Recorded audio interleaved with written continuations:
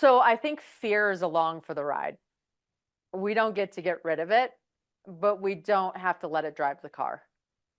So for me, whenever fear showed up, I'd be like, oh, I appreciate you being here and trying to keep me safe. I know you have a purpose, but I know I'm okay. So I'm going to ask you to sit in the back seat and shut up. And I mean, so you kind of like, you just realize it's in the car and it's going to sit back there. And you realize like fear has a purpose. It's to keep us alive. And so you just do it with fear.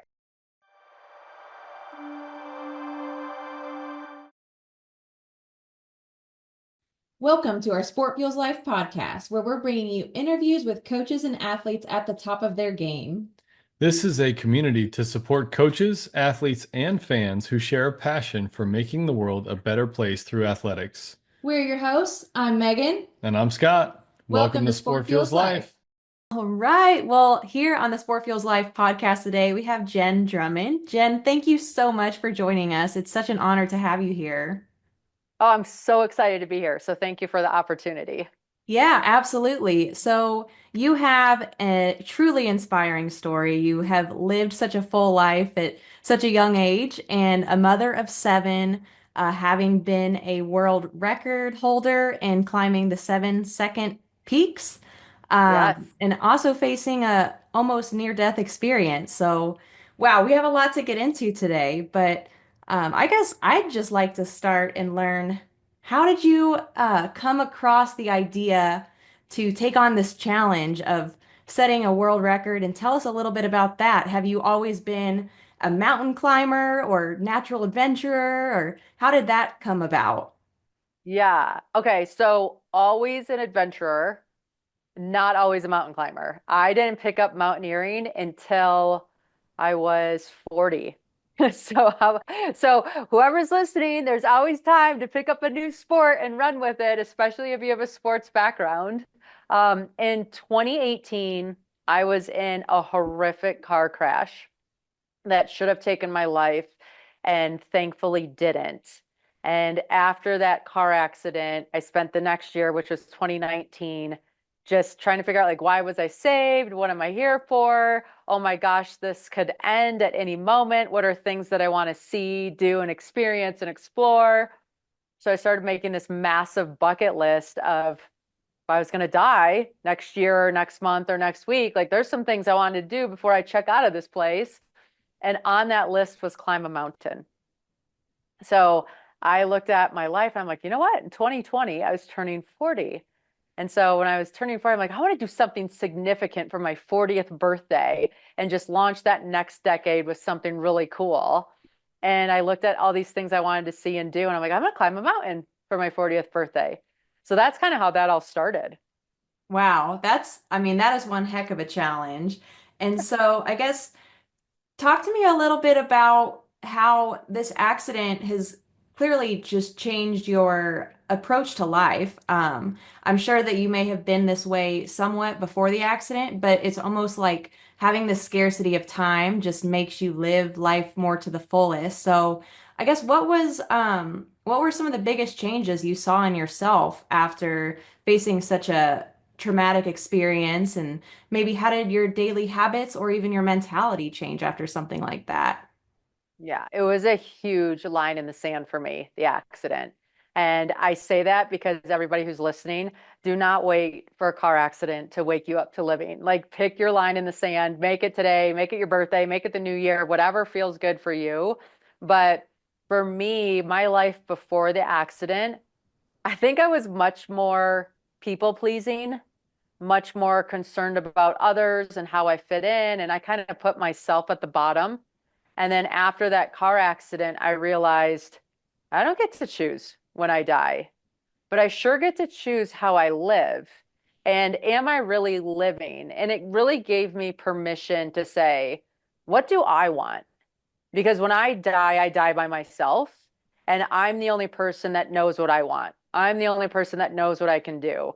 And unless I start leaning into that, I'm never going to know my limits or all those different things. So I really started to get a little more selfish and I just said, hey, I'm here to live out things that get me excited, and you're here to live out things that get you excited. And if those things align for both of us, great, let's be friends. And if they don't, great, I'm cheering you on over there. You cheer me on over here, and let's do life. Yeah, that's incredible. And it's almost like I wish we could not have to face something so traumatic like that to be that brave and to live that fearlessly, and just truly chase what we want to chase without fear for anything. So I guess fast forwarding to this big celebration of your 40th and seeking out the challenge of climbing a mountain. So how'd you go about picking the mountain, and how'd you go about even preparing, getting your gear and I guess researching and doing training? How do you even go about starting to take on something like that? Oh my gosh, right? I mean, and what an undertaking it was. So I said, okay, I'm going to climb a mountain for my 40th birthday. That was my first declaration. And then I realized I live in Park City, Utah. So I'm around people that climb mountains or are mountaineering athletes.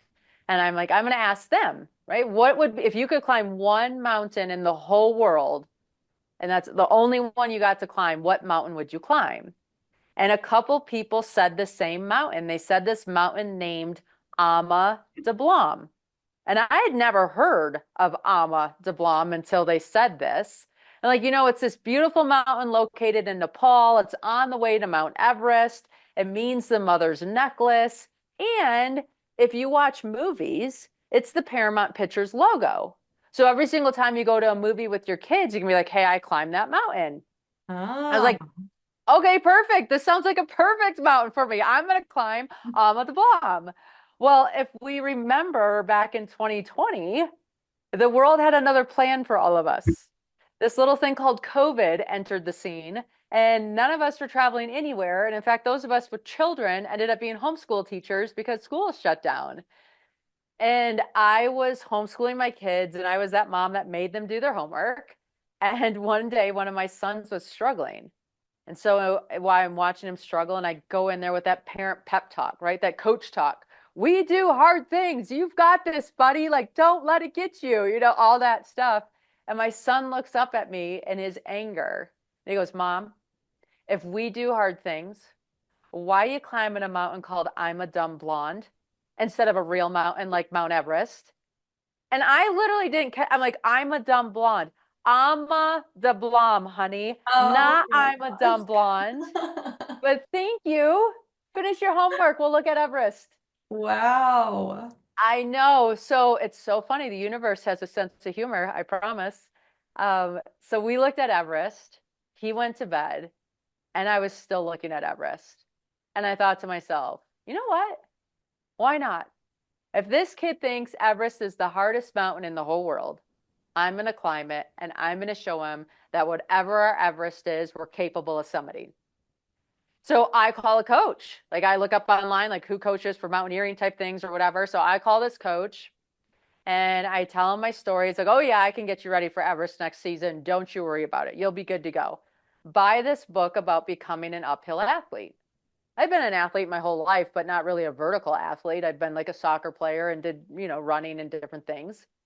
And so I get this book in the mail and I start devouring it. And in the front of the book, there's a story of a lady who got a Guinness World Record. And I was just having a bad day. And it was a bad day. And it was a day that I had a call with my coach. And I don't know, I was kind of venting because the kids are being rowdy. And I told my coach, I'm like, this book's amazing. There's a chick that got a world record in the front of it, and I want one. My kids learned how to read on Guinness World Record books, and I think if I got a Guinness World Record, I would be the coolest mom in the whole world. And I'm ready to be a cool mom because this homeschooling mom is like not for me. And my coach kind of laughed. He's like, yeah, yeah, I'll think of something. I'm like, no, no, no. If you think of something, it has to be something cool. I'm not growing pumpkins or speed eating hot dogs or like there's some weird things in those record books, right? And my coach is like, don't worry, Jen, I'll think of something. And then we went on with our conversation and I kind of just let it go because I don't know, it was just a conversation. And then a few weeks later in one of our calls, my coach calls me and he's all excited. He's like, Jen, Jen, Jen. I'm like, hey, Alan. I'm like, right here. How are you? He's like, I have the perfect world record for you. I'm like, oh, yeah, yeah, yeah. Okay, what is it? He's like, I think you should become the first woman to climb the 7 second summits. And I said, I'm like, I don't know what you just said. The what? The second what? And he's like, the 7 second summits. I'm like, okay. He's like, listen to me, listen to me. I'm like, all right. He goes, the 7 second summits are the second highest point on each of the 7 continents. They're actually harder than the highest point, and they've only been done by one male. So you'd be the first woman and the second human ever to do this feat. And he goes, and I think it's perfect. I'm like, okay. He's like, and listen why it's perfect, Jen. 7 continents, 7 mountains. You have 7 children. It's a jackpot. Like, it's perfect. And I laughed. I'm like, it is a jackpot. And I am getting a whole body yes, but I still haven't slept in a tent yet. Like, are you sure we can handle this? He's like, we'll figure it out. Don't worry about those details. Oh my goodness, I love this. So you've hired a coach, you've done your research, you've switched it up.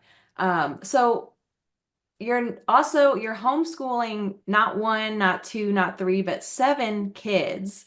So how did you, how did you balance or manage everything on your plate between taking on this challenge and also your motherly duties?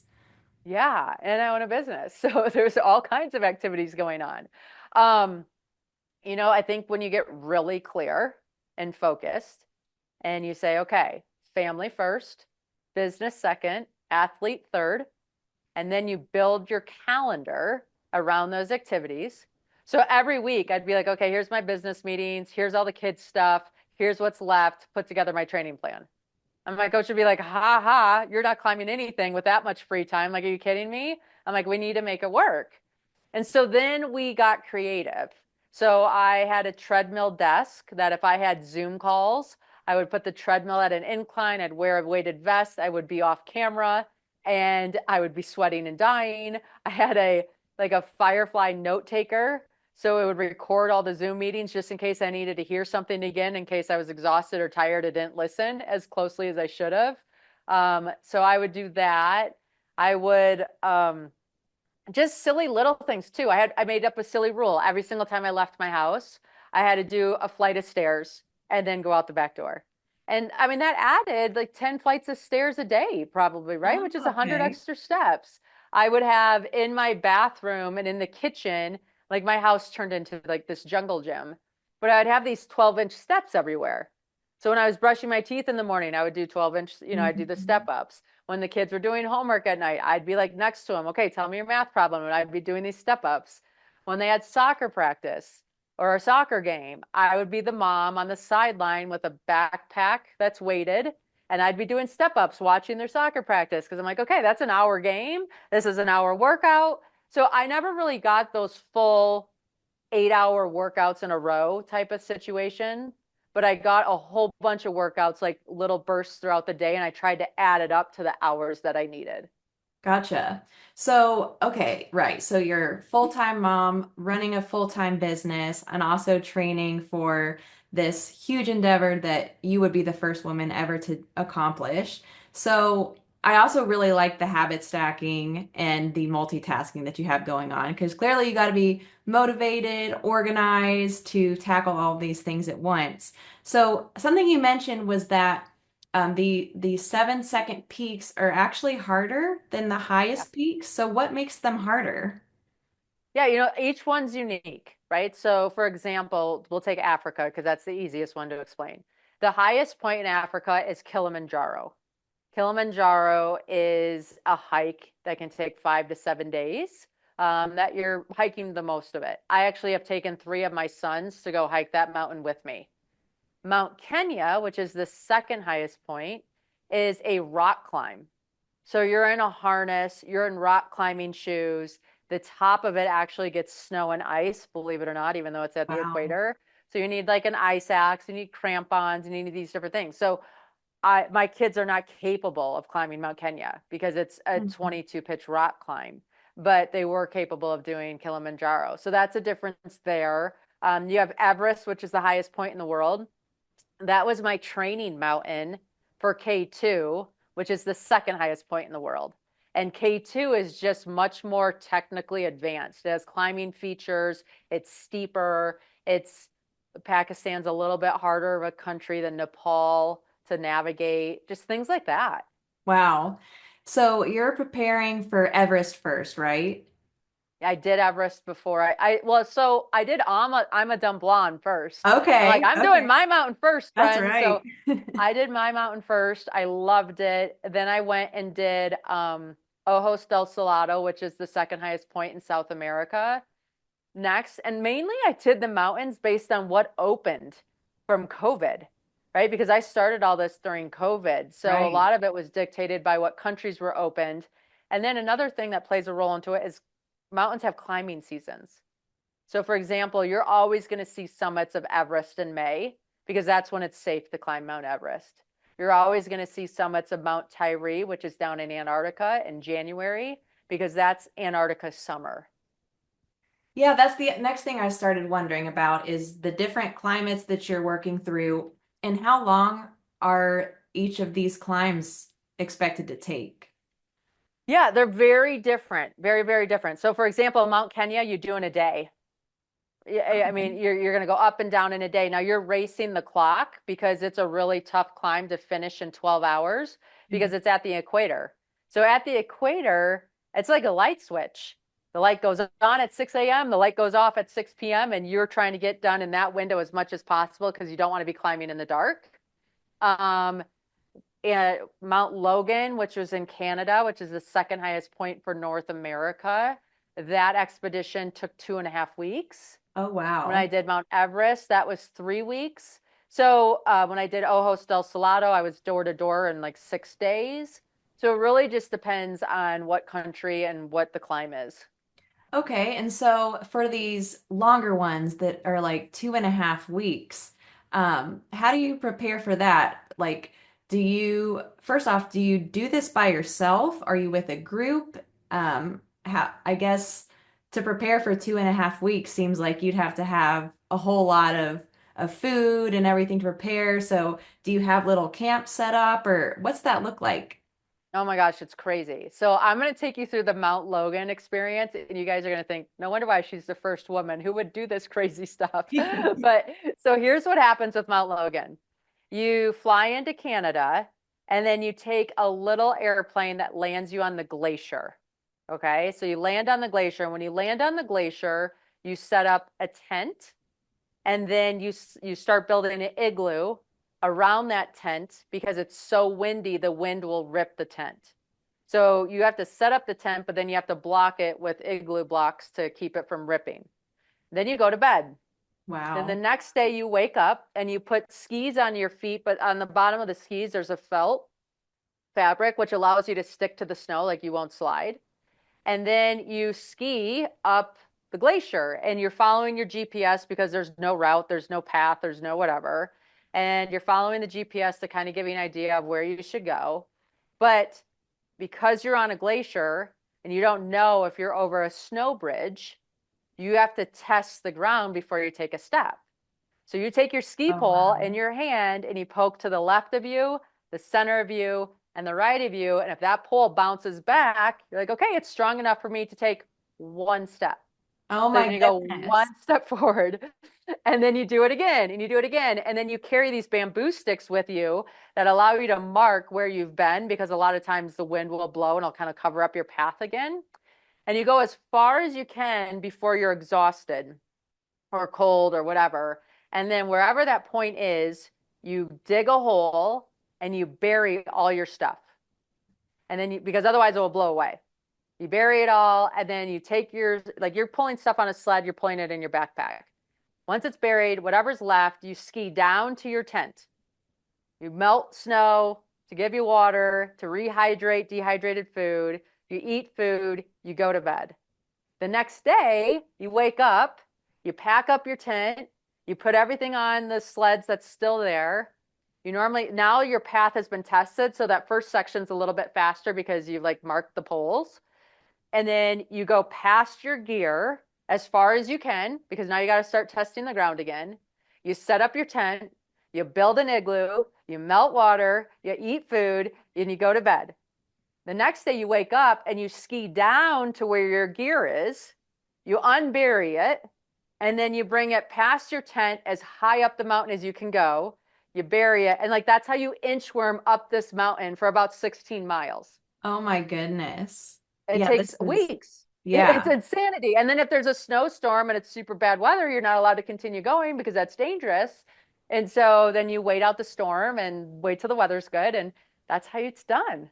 that is very methodical and very, yeah, that is not what I expected, but that makes sense. It's survival out there. It's your life at hand. So you have to be very calculated and yeah, so with a situation like that, you're dealing with elements, you're dealing with physical um, struggle, you're dealing with probably some mental struggle too. So, anywhere along that climb, did you kind of hit a little breaking point, or um, did you struggle at all to get through it, or were you just like, I got this, no problem? Yeah, no, I don't think you're ever no problem. I almost feel like you can't have that attitude because then Mother Nature is gonna like test you to the nth degree, right? And Mother's like, oh really? This isn't bothering you? Let me give you something a little bit harder, you know? So you're Yeah. always very much like, thank you, Mother Nature. Please be nice to us. But I've lost a teammate to an avalanche. I've lost a guide to a fall, and to a crevasse. And on this particular climb, this one took me 2 times. We failed the first time.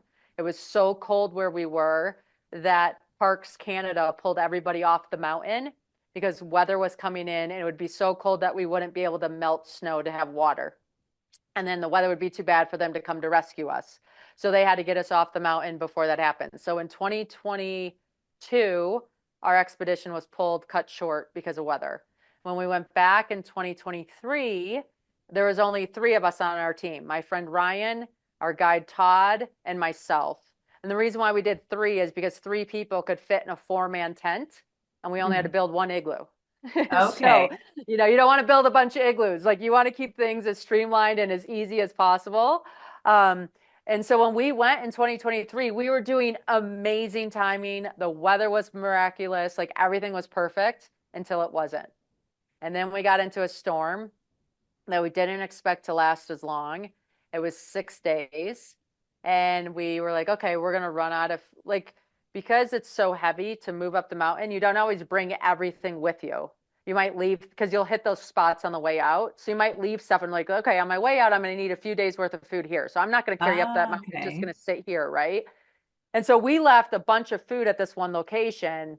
And once we got caught in the storm, like, okay, we need to refuel. So we had to go down the mountain to get more food to bring it up to where we were because we didn't anticipate that storm taking up so much of our resources.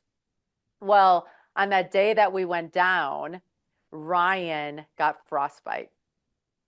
And we didn't know he got frostbite until we got back to our tent with like refuel supplies. We went to bed, and at 4 in the morning he woke up and he's like, we have a problem.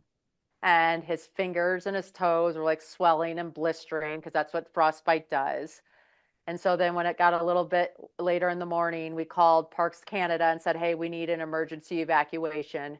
We have a frostbite injury. And Parks Canada is like, the weather's too bad. We can't send a helicopter today because they can't see. So we'll send one tomorrow. So then we had to like take care of Ryan, and you have to be courage for him and strength for him, and you're dealing with an injury and all this stuff. And so we took care of him. And the next day the helicopter landed, or it doesn't land. It can't land because it's too high up. So they can only long line them. So we have to put him into what they call a screamer suit. So we put him in the screamer suit. We get him ready. We hook him to the helicopter. The helicopter lifts him off the mountain. They bring him lower so that they can put him in the helicopter where the helicopter could take off. And it was like that storm right before Ryan got frostbite. There was one day when it was really, really bad. And we had all of our gear on. We were in the tent. The wind was like pulling the tent tight, making like a snapping sound. And then it would release the tent and then it'd pull it tight. And the guide's like, if this tent rips, we're dead. Like it's too cold for us to survive. No one's coming to save us because the weather's too bad. Like, here's like, so we were literally like, okay, write a note in your phone. So if you die, your family has a message. And then if we like, if this happened, every scenario was if this happens, this is what we do. If this happens, this is what we do. So for 14 hours, we were okay. Here's what's going to happen. Here's what's going to happen, and like just strategizing all those things. And I just remember being like, this is horrible. And then Ryan got injured. So then they lifted Ryan off and they left us on the mountain because the helicopter can only take one person. And they're like, we're not coming back to get you guys. You guys are fine. You need to decide what you're going to do. So we ended up continuing on. But when you build teams on any sport, right, you're building teams for the overall strength of the team. So you're picking players based on your weaknesses. I'm 115 pounds. Like I can't carry a ton of weight. I can't, but like there's just things I'm not good at. I'm lower to the ground, so I can dig holes easier than what Ryan could at his height. But so like we were having this huge gap of skills because we lost one of our key players. We made it, we summited, we got back, and in fact, Ryan was still in the hospital when we returned, but that expedition will be etched into my head for the rest of my life. Wow. And yeah, thank you for sharing that. You painted the story so clearly. I could picture it and see you there. And I love the team aspect to it. That wasn't really something that I thought about. So I know you mentioned in picking the team, you pick to the different strengths and weaknesses of everyone. So I guess were your teammates from this trip, did any follow you along to the other trips as well, or how did you go about continuing to find your teammates for each journey? Yeah. So when you're setting a world record, it helps because a lot of people want to be a part of that, right? They get excited about what you're doing and like, oh, cool, I'll be on your team. So lucky for me, it was pretty easy to find teammates. Different mountains require different skills, so it required different teams and it required different people. Um, the night I have a guide named Todd Passy who's in Salt Lake City. He and I became really close, and we've done a few of the mountains together. So we did Mount Logan together, we did Mount Tyree in Antarctica together, and then we did Sumantri in Indonesia together. So we did three of them. The crazy thing is that there's seven continents, so you'd think there'd be seven mountains, but there's actually nine mountains because there's disputes on what's a continent. So I had to climb nine mountains to cover every possible dispute so no one could say, well, you didn't climb this mountain. And so he helped with Oh, three of the nine. that's incredible. And so also just going back to the reality of the situation that you're in, you are truly potentially in danger. You have a teammate who got frostbite, you've lost a teammate or a guide. So where is your head at in all of this? Had you anticipated any of that to happen, or I just I would be so caught off guard. I feel like that's something you can picture ahead of time, but when you're actually there, I'm sure it got very real. Yeah, it's something that you read about and somehow convince yourself it's not going to happen to you, right? I mean, you're just like, oh, I read about it, but that's rare. What's the chances? Or how could that happen? Or, things like that. And then all of a sudden, it happens to you or somebody on your team. And it's crazy. Like, so we lost one of our Sherpas on Mount Everest. And it was one of these sections where it's when you climb, you could be in perfect weather, and then an hour later, a storm come in this like little section of the mountain, and then you climb an hour later and it's clear again. And part of that is altitude, right? So think about it when you're flying in an airplane and all of a sudden you start hitting turbulence, and the pilot's like, hey, we're going to go to a different altitude because we won't have turbulence. When you're on these big, tall mountains, you could have perfect weather at Camp 2 and Camp 4, and Camp 3 could be a nightmare because that's where the turbulence is. So that's kind of bizarre. But so we're on Everest. We're not even in that dangerous of a section per se, but it was a whiteout storm. And on Everest, you're on fixed lines, which means that you click onto this rope and you just follow that rope. Somebody set the rope into these spots and that's what you follow. On some mountains, you don't have that, but on the bigger ones, especially Everest, you do. And so it's this storm, and you're all kind of like bundled in, and you're walking next to each other or whatever. And one of the Sherpa unclicked to go to the bathroom. And so he took like a few steps like out of the path. And then because he didn't want to be like, you're supposed to stay clipped in, just kind of turn your back and go to the bathroom. And that's just the way it is. And everybody knows it. So everybody kind of gives you as much privacy as they can, but that's what you do. But Mhm. sometimes, like, people get so confident in their environment. He's like, I've climbed Everest a handful of times, or I've been through this section a lot of times. I'm just going to unclip real quick, take a few steps over there and go to the bathroom. Well, unfortunately, a few steps over there was a crevasse and he fell in. No. And it was like one of those crevasses that they couldn't, I mean, they tried, they couldn't rescue him and they couldn't get him out. And that was it. And so it was just one of those lessons where, when we were on Mount Logan and you didn't want to push those holes in, right? Like you were sick of it. Like, let's just ski a few of these lines. You're like, no, actually, 4 steps off of this rope could not be safe. And so Wow. I need to just stay disciplined and do this work. And this is what the rules are. And this is the game we play and not bend the rules because your life's at stake. That's why I guess it's truly extreme sports. That It is is an insane. extreme sport.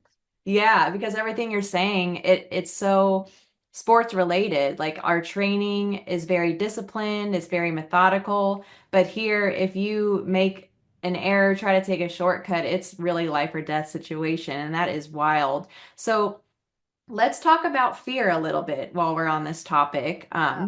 You've certainly handled it well, and having gone through a life-threatening experience already, you're seeing other people um, lose their lives, have their lives threatened on this journey. There's a lot to be said about like you can focus on the fear or you can focus on the outcome that you want. Um, I guess could you share with us how you handled your fear in this situation? Yeah. So I think fear is along for the ride.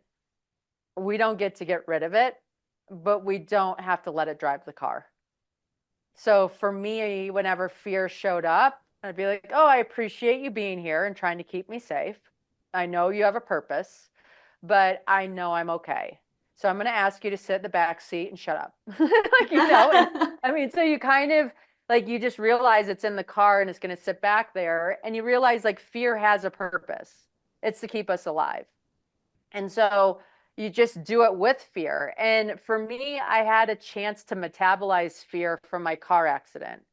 So my car accident happened. It happened so fast, it happened in slow motion for me. So what was probably a 20-second car accident felt like a 20-hour car accident. But what happened after the accident is, I went to the hospital, I got checked out, I went home, and then I took an Uber down to the dealership to go buy a new car. And I bought a car, and all of a sudden they hand me the keys, and all of a sudden I was like, oh my gosh, I have to drive. I haven't driven since this accident, and I'm not really Yeah. ready to drive yet. And so I'm sitting in the car, I'm negotiating with myself, and I'm like, if I don't drive now, it's only going to get harder. It's only going to get bigger. Like, I have to just drive. And probably after 30 minutes of like giving myself a pep talk, listening to good music, like getting out of the car to walk it off and shake it off and get back in the car again, I'm like, okay, I'm going to go. And I drove home like 35 minutes. I was sweating profusely. My throat was holding my heart, and I had to swallow my heart back into my chest multiple times. Any single time I got next to a semi truck, I would panic. So I'd go to the farthest lane possible. And when I Mhm. got home, like 35 minutes, I was like, I need to take a nap. Like I was mentally exhausted. And the reality is like that was for me. I remember about 6 months later, I had to take my mom to the airport. And when I got to the airport, I was like, oh my gosh, this is the first time I've driven to the airport without freaking out at some point during the drive. And so for 6 months, I drove with those feelings and those emotions and all that kind of stuff that would, pop up at times or not pop up or whatever. And then after about 6 months, it finally disappeared. And because I have that story on speed dial, that, hey, guess what? You can do it scared, and eventually someday that fear will settle down, but it's Mhm. not today. And that's okay. And I think you just learn how to do things with that fear and keep going. Yeah, and that's something I love that you mentioned is that fear is there, but it's how you react to it. And I think just getting back in the driver's seat or the cool thing with fear is that when you tackle challenges and you do something you're afraid of, and you come out on the other side, it makes you more prone to handle other fearful situations or even more challenging situations in the future. I went rock climbing recently and I hadn't gone, but for like once or twice before. And I'm a pole vaulter, but it's not something I practice much. But I was so nervous. Like I was like, do I trust the harness? And it's like I go up a little bit and I'll jump down and be like, okay, I can trust it. I can go up all the way now. But you're still so Yeah. nervous. But just the adrenaline that you get after you face a fear and then you just build that confidence. And so did you experience anything like that once you're tackling mountain after mountain? You're like, all right, I did this one. Okay. I handled that. Now I can handle whatever's going to come my way. No, yeah. And like you said, you have all these feelings, right? Like fear you feel. At first, like it can be it can show up in your body a number of different ways. And it's this excited, this over energy, this whatever. You have to teach your body to metabolize that and celebrate that feeling. So on the mountains, like when we'd go through past the scary section or whatever, like that, we'd be like, yeah, or we, like we'd celebrate that because it would teach our body, like, hey, this feeling's okay. And then your Oh, body gets used to it or whatever. And I mean, it's like when I go mountain biking, there's some turns on some of these like hills that we do up in Park City that I'm like, if I spill, this is gonna be a mess. And when I go around that thing and I do that curve perfectly, I'm like, yeah, So I love it that. So we need happens. to just celebrate when we're scared. We do. Yeah, I love that. And so now let's move forward a little bit here. So after after you've finished all of these climbs, do you go back home in between? Do you reset, or is this like an entire marathon? Yeah, no, I mean, I started the pursuit in December of 2020. I climbed most of the mountains by June of 2023. So that took, 2.5 years or whatever. And then we found out that a couple mountains should be done just to cover all your bases. And so then in 2024, I climbed Mount Rosa in Switzerland because the second highest point in Europe was in Russia and it's named Dick Tau. And some people somehow consider Russia part of Asia, not Europe. So if Russia is part of Asia, then the second highest point in Europe would be in Switzerland and it's called Mount Rosa. So I did Mount Rosa in May of 2024 because that's the season you do Mount Rosa. And then the last climb that I'd been waiting on since the beginning was this mountain in Indonesia. So most people consider Indonesia a part of Asia, which if it is, then K2 is the second highest point. However, some people consider Indonesia a part of Australia. If Indonesia is part of Australia, then the second highest point is in Indonesia, not Australia. So I had already climbed the Australian peak. And the problem with the Indonesian peak is that it was under a civil war. So the island, like Indonesia, is made up of about 17,000 islands. And one of the islands is named Western Papua. And Western Papua holds two major peaks, Sumantri, which is the second highest point, and Karsten's Pyramid, which is the highest point. And it also is a home to the largest gold mine in the world. So there is a three-way tribal war on who owns this gold mine. Wow. Western Papuans, Indonesians, and another island near, or like a low, Western Papua shares the same landmass as Papua New Guinea. So Papua New Guinea wants to own this place. So for a handful of years, no one's been able to travel there. And so we've been asking for permits and special permission and blah, blah, blah, blah, blah.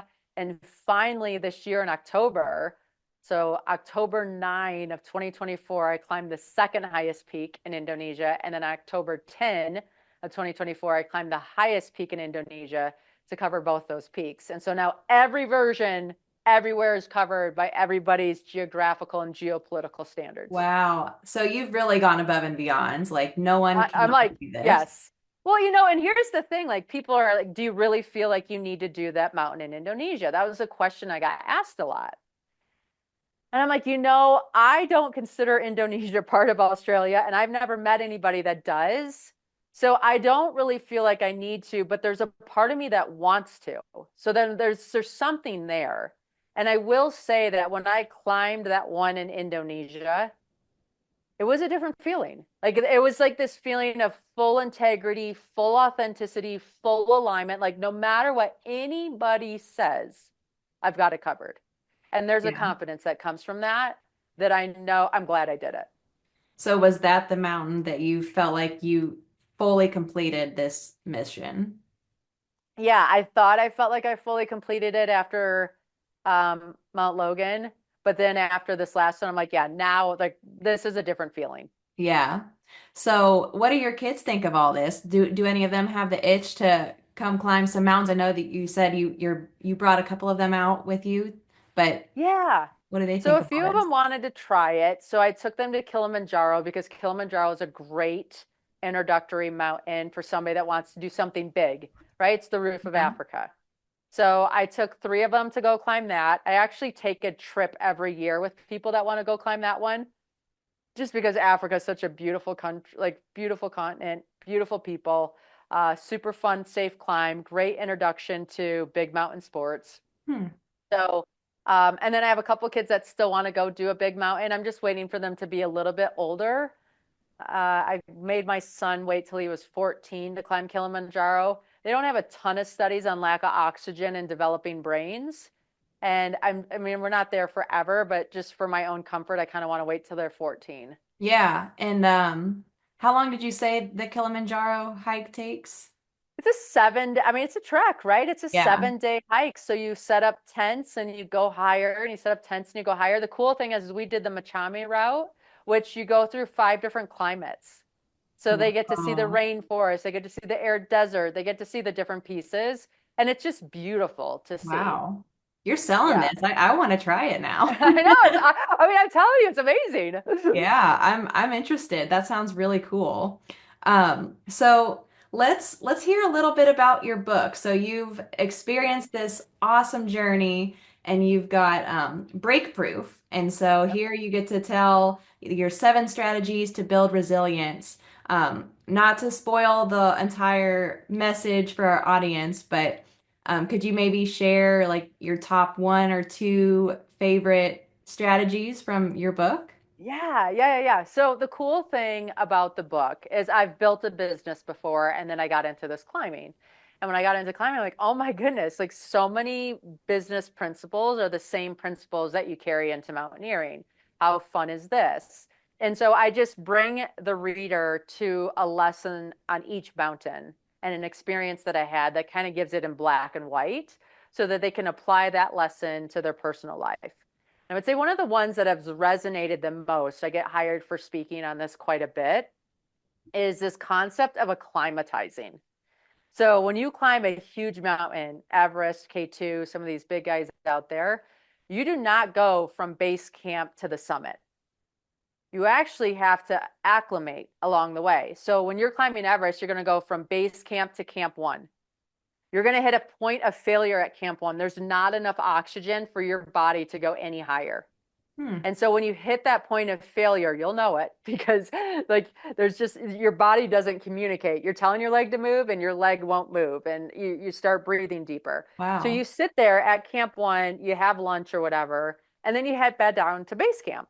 And you'll spend the next 3 days at base camp. And during those 3 days, your body physiologically changes.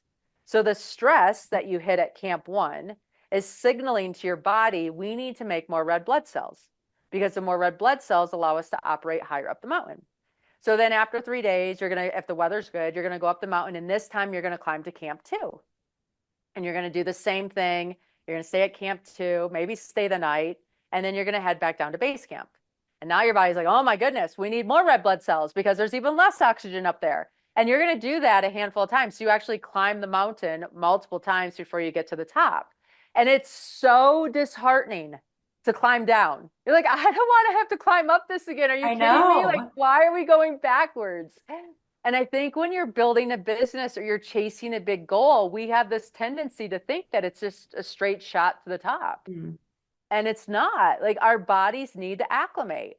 They need to Wow. adjust to these new environments or these new experiences. And when we hit this point of failure, it doesn't mean quit, it doesn't mean stop. It means, okay, let's go back to the boardroom or let's go back to the kitchen or let's go back to base camp. What did we learn? What do we know? What's going to make us go up this mountain further and higher and stay in integrity? And so I think that's a really big lesson for any of us that have these huge goals. Are you acclimatizing and allowing your body and your mind and your soul and your emotional well-being and your physical well-being to acclimate to be able to carry up and get to the top of your mountain? That's such a great point. And I think a lot of people forget that, especially when they're chasing a big goal. It's so hard to lose sight of the entire process and understand that you are still making progress, even if it doesn't seem like it, and you're going up and you're going back down. But when you look at the big picture, it's like this. So yeah, Yeah, that's yeah. So that's one lesson. If you want one more, I think one of my big takeaways is big mountains take big teams. We set these huge goals and then somehow we think we're going to get to it by ourselves. And it's just not how it works, right? Like for me to climb Mount Everest, it was amazing how many people were involved for me to get to the top of that mountain, right? One, I have people here taking care of my kids and feeding them and teaching them school subjects and getting them to all their things. Then on the mountain, we have people that are responsible for the food or for the oxygen or for the tents, or this team manages this section of the mountain to make sure it's safe, and that team manages that section of the mountain. I mean, there are so many people involved to get to the top of that mountain. And so when we set these big goals and they start getting hard, that's not like a cue to negotiate with yourself and dial it back and make it easier and do, whatever. That's a cue to say, who can help me? Like who on my team can we like collaborate with to get to the top of this mountain? So if you have a big goal, who's on your team to help get it done? Because it's going to take more than just you. Wow. Yeah, that's so true. And having more people involved probably makes it even sweeter because you're not Yeah. going through this alone. You've got someone else to share the journey with, both back at home and on the mountain. I certainly couldn't have done that by myself. That's incredible what you've done. Right. Well, Jen, your story has been truly incredible, and I thank you so much for sharing your time and this inspiration with us so that hopefully you can inspire someone else to go out and do something similar or tackle their own mountain, whatever that may be. So, for someone who's enjoyed listening to this, where's a good place they might be able to follow you? And obviously, they can get your book, but if they want to keep in touch or see what you're up to, where would be a good place to follow you? Yeah. So everybody that's listening, if you'd like to stay in my network and follow along with what's going on, you're going to text the word Everest to the number 33777. So our three sevens. And when you text that Everest to that number, you're actually going to get a good little gift from me. And it's the picture of the Milky Way galaxy going over Everest Base Camp. And I keep this picture or this video on my phone because anytime like life gets hard or overwhelming or crazy, I'll look at it. I'm like, oh my gosh, I'm getting in my own way. Like, come on, we are these little people on this crazy planet that circles the sun and blah, blah, blah, blah, blah, right? Like all those pieces. So I want to give that to you because I think it's a really cool video to just keep things in perspective in your own life. And then if you're there, you can check out jendrummond.com. I'm on all social media channels, get my email, and maybe join us for an adventure. Heck yeah. Awesome. Well, that sounds great. I'll have to definitely tune in and check that out. So thank you again so much, Jen. It's been great having you on. Yeah, thank you. Thanks so much for taking the time to join us today. If you like this episode, please subscribe and consider leaving us a review so others can find us more easily. It really helps us get the word out and it means a lot to us. We are always looking for new stories to share here on our show. So if you know someone that would be a great guest, tell us their story by nominating them on our website at sportfuelslife.com. Thanks Thanks for for listening. listening.